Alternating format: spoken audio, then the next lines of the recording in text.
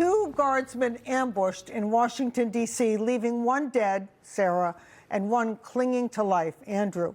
The suspect, a 29-year-old Afghan national, now facing murder charges. Yeah, for more on this, let's bring in fellow at the Foundation for Defense of Democracies and editor of the ONG War Journal, Bill Roggio. Welcome, sir. Bill, we want you to break this down for us, how the suspect got here, what the vetting process was, and was he being monitored after the fact? What went wrong here exactly? Hello and good morning. Yes, so was he being monitored once he got to the United States? The answer to that question is no. I would argue probably none of the Afghans who came to the United States since have been monitored, except for a select few who popped up on terrorist lists. The problem here was the withdrawal itself. This is the root of the problem. And look, I have to say this, and people aren't going to like this. President Trump bears culpability in this. His deal with the Taliban set the stage for President Biden to execute that horrific and chaotic withdrawal. During that withdrawal, tens of thousands of Afghans slipped through unvetted. Now, as far as this individual goes, he was vetted in a way because he worked with the Zero Forces, or the Zero Units, which was basically worked for Afghanistan's NDS, or National Directorate of Intelligence. This is a unit that was basically a combination of the FBI and the CIA, and it conducted counterterrorism operations. It had questionable, Afghanistan's a dirty, ugly country at war for 40 plus years.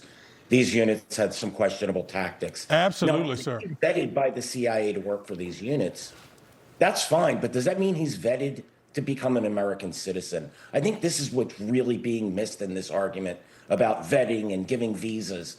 What makes an Afghan able to be our partner fighting the Taliban or the Islamic State or Al Qaeda in Afghanistan? Yeah, I think you bring up a good point, but I think a lot of Americans, Bill, feel like, who cares if they're vetted? We don't want them here at all. Like, I think there's a whole argument to be made by that for sure. Absolutely, and we also want to know whether this is a lone gunman or whether this is part of a bigger plot. Should we be really ramping up our investigation of these Afghans now? Look, I wouldn't argue not just for Afghans, but for anyone from any country that has been in a state of war.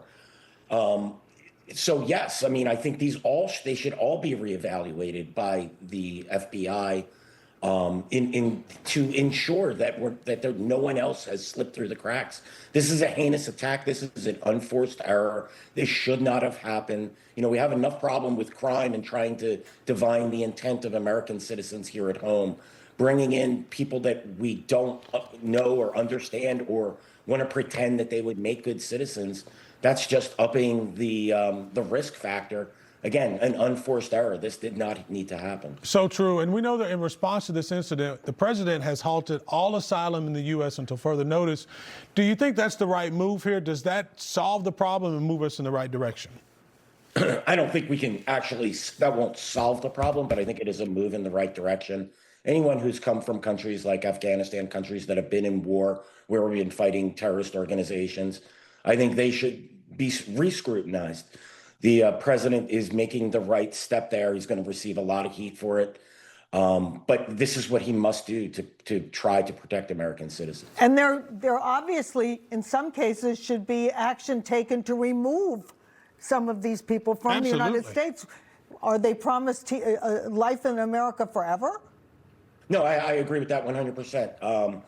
Look, I mean, should the murderer's wife and family be allowed to remain here in the United States? No. That's a question that, should be posed. And, there shouldn't be rewarded for conducting an attack like this. So, yeah, Bill, do you know anything about this Afghan? That we know there's reports about an Afghan national who was arrested just last night in Texas over an alleged bomb threat. Do you have any details on that?